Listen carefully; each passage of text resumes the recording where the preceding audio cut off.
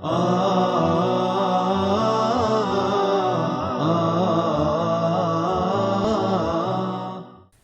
ar-Rahman ar-Rahim. Assalamu alaikum everyone. Welcome to your new lesson for the second secondary grade. Today we'll talk about vocabulary and some grammar from your book, The Traveler 4.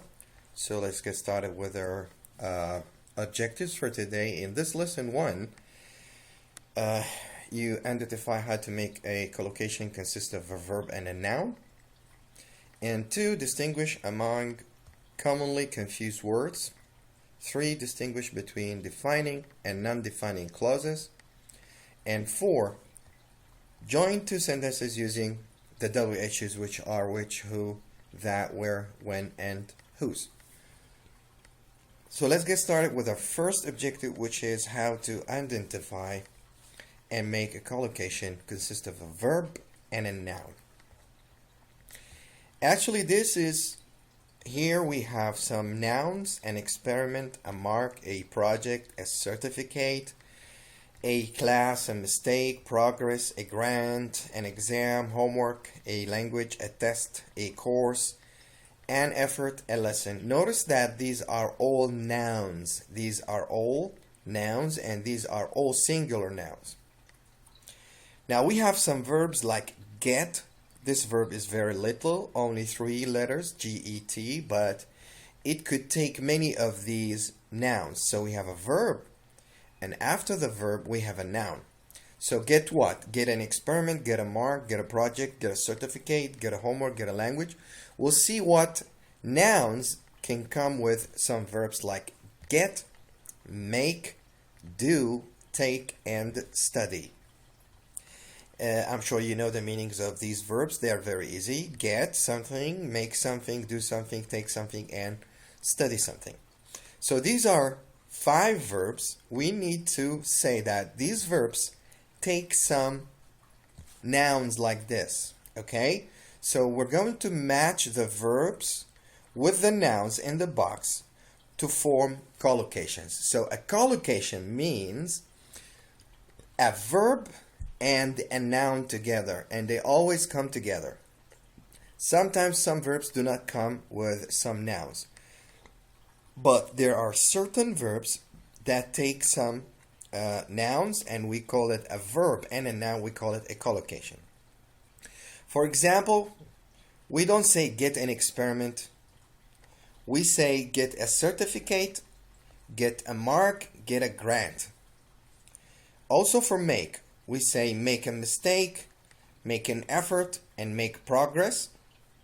And for do, we say do an experiment, do homework, do a course, and do a project. And for the verb take, we use the nouns like take a class, take an exam, take a course, take a test, take a lesson, take a certificate, and take a grant too. And for the verb study, we also say study a lesson. Study a lesson.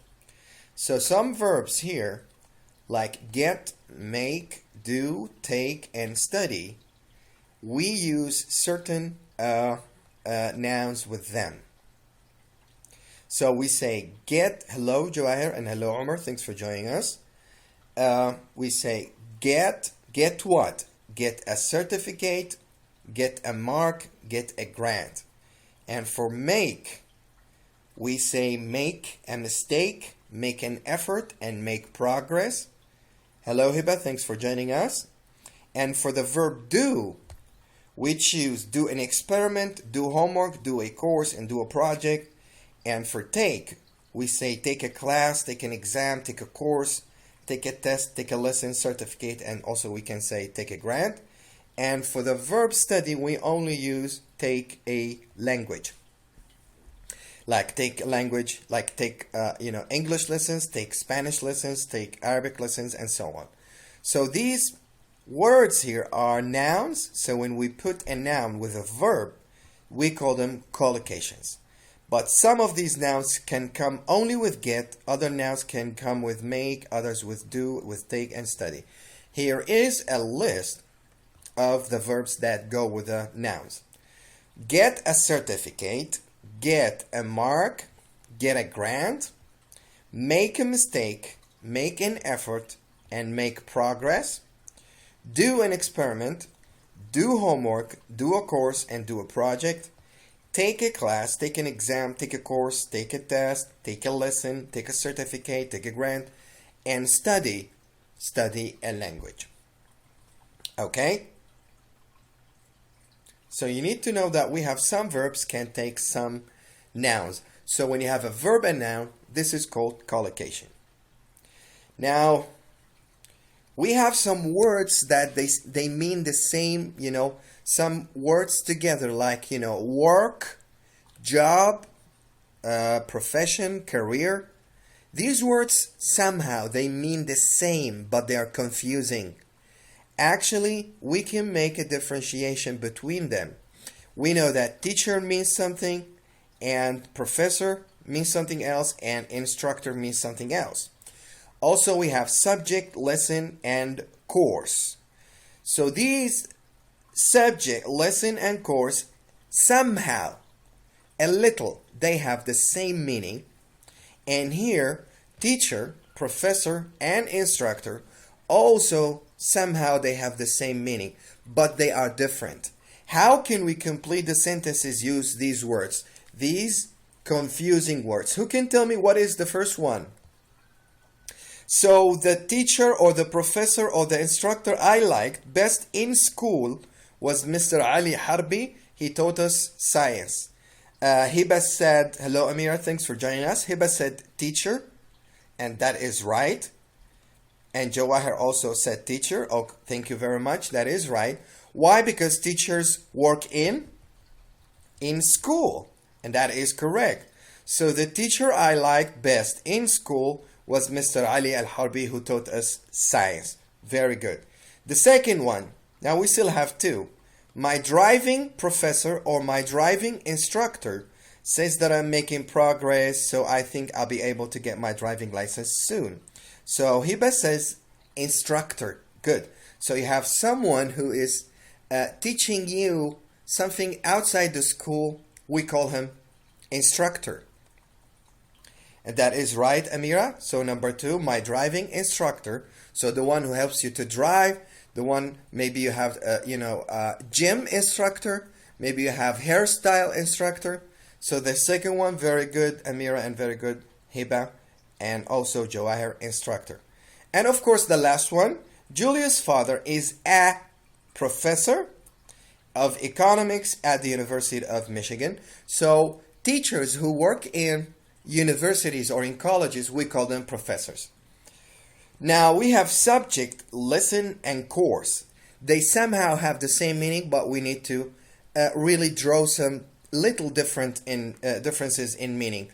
So the first one, I have a Spanish subject or a Spanish lesson or a Spanish course at 4, but we can meet at any time after 5 if you are free then. I have a Spanish subject, I have a Spanish lesson, or I have a Spanish course at 4, but we can meet. Yes, it's better to use lesson. I have a Spanish lesson at 4. Okay, but we can meet at any time after 5 if you're free. Very good. Now 5, math is Dan's favorite and he always gets good marks. So we still have subject and we still have course.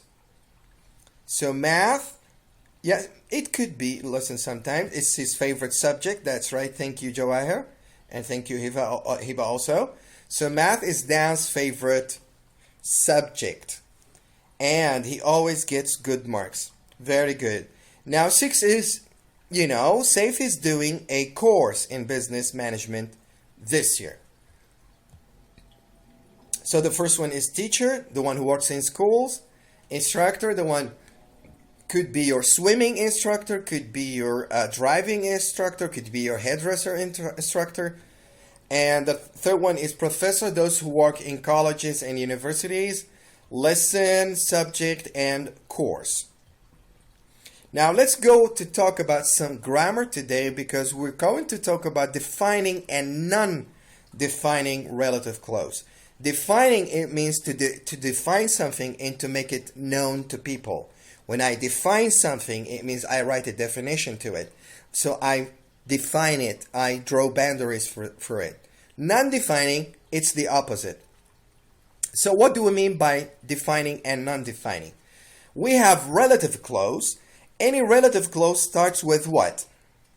With who, what, which, that, whose, when, where, and which. But we need to know that the rule, we use who or that when we talk about people. Who's your father? Ahmed. Is that your father? Yes, that is my father.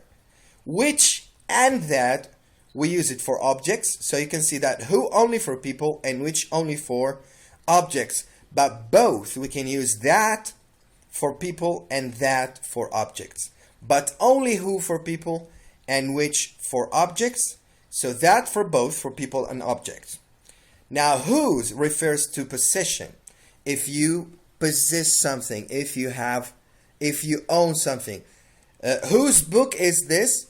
This is my book. This is called possession. When refers to time. When? 7 o'clock. When? Monday, Tuesday, Wednesday, 1995. Anything related to time except time. We say what time. Where for places. Okay? So here is an example. They called the man. We can say the man is people. So we use who or that. Both is correct. So they called the man who or that spied for China. I lost the map. The map is it. So it's an object. We use which she gave me or that she gave me. Remember, who for people like man, which for things or objects. But both can work, that for people and that for objects. Now, she complained to the man whose dog bit her. Whose dog bit? The man's dog. Whose dog bit her? Christmas Day is a day when people are happy. So it's a Christmas day. Like Monday, Sunday, Tuesday, June, January, February. These are time. So we use when. And then where for places. We visited the house, the school, the farm, the mall, the college, the university, the roof. These are places, so we use where our father was born. So which of the words in the bold box refer to people, places, time, things, possession? We said for people, who or that. For places, where. For time, when. For things or ideas, we use which or that. And for possession, we use whose. Now, if we move on to do some explanation, here is the difference in meaning between defining and non-defining clauses. That depends on the presence or the absence of the comma. So it's only the comma. Here, can you see a comma? They have two sons who are doctors. There is no comma here. So defining clause, the meaning is that where are more sons in a family. Example, they have two sons who are doctors and one who is an architect. So if you don't have a comma, this is called defining clause. And it means they have 3, 4, 5 sons. I don't know. 4 sons, 5 daughters. But what I'm saying here without a comma, that they have 2 sons and these 2 sons are doctors. So maybe they have 2 sons that are doctors, 2 that are engineers, 1 that is teacher, and 1 is without a job, maybe. But if we have a non-defining clause, they have 2 sons. And you can see the comma. So this is a non-defining clause. So they have 2 sons who are doctors. Now the meaning is that there are no more sons in the family. So they only have 2. And these 2 are doctors. Did you get the difference? So this little thing, we call it the comma here, can tell you if there is no comma, it means it's a defining clause. If there is a comma, it's a non-defining clause. Okay? So let's take a quiz or an exercise. Now join a sentence is using who for people, which for things, whose for possession, that for both people and things, and where for places. I will read for you from 1 to 4. My colleague is from Wales. This is the first sentence. He plays tennis every weekend. This is Mr. Carter. This is first sentence. Second sentence. His son won a college scholarship. 3. His book was published last year. He got on the bestseller list. 4. My cousin is moving to New York. He will study fine arts there. So I will try to do number 1 for you, and you help me with 2, 3, 4. My colleague is from Wales. So you're talking about your friend from Wales. We're talking about people.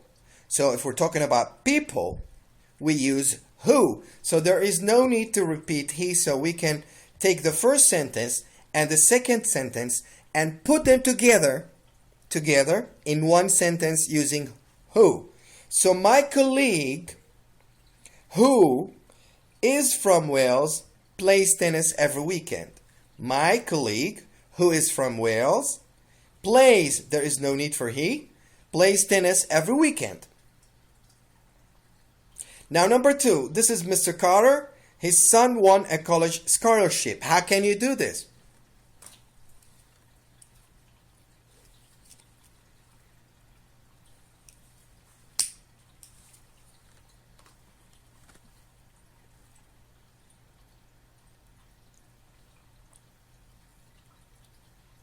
Which maybe yes, but it's better to use, like what Hiba said, we say whose son. This is Mr. Carter, whose son won a college scholarship. So this is Mr. Carter, whose son won a college scholarship. Very good. Number 3, his book was published last year. It got on a bestseller list. So I tell you here, try which here in number 3, because you're talking about a book. So how can you, yes, Joanna, that's right, which, but how can you use which here? His book,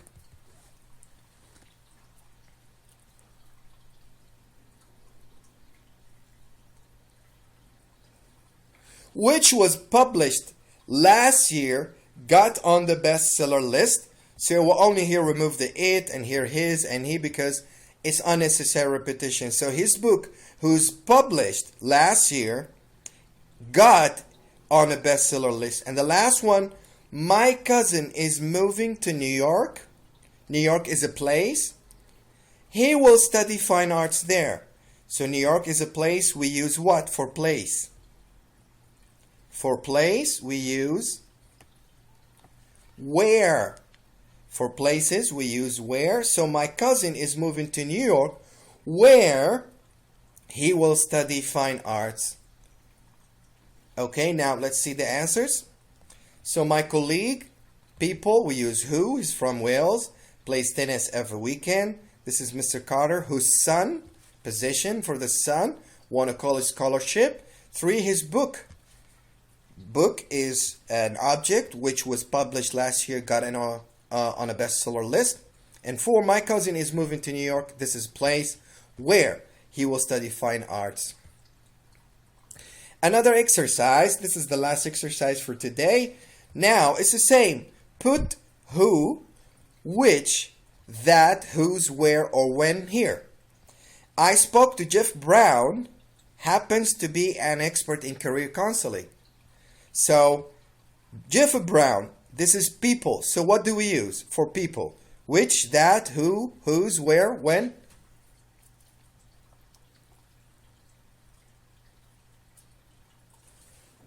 Yes, excellent, Joanna, that's right. For people, we can say, I spoke to Jeff Brown, who happens to be, or that happens to be, both is correct, who and that. Now, the man my father was speaking to is an old professor of his. So the man is people. So what do we say here for people?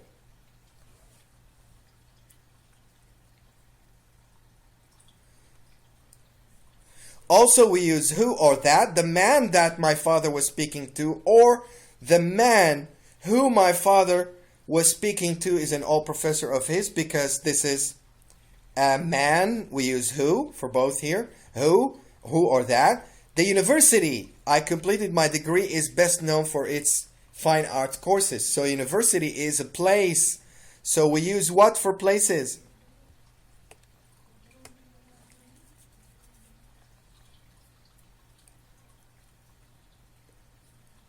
For places we use where.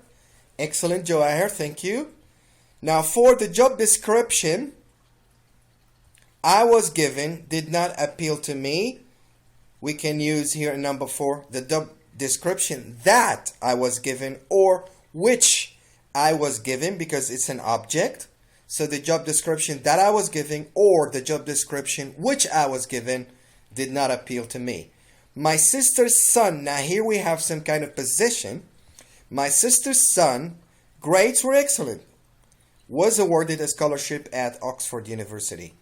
So here we have position, so we use for number 5 whose. So my sister's son whose grades were excellent. Number 6, there was a time. So for time, what do we use for time?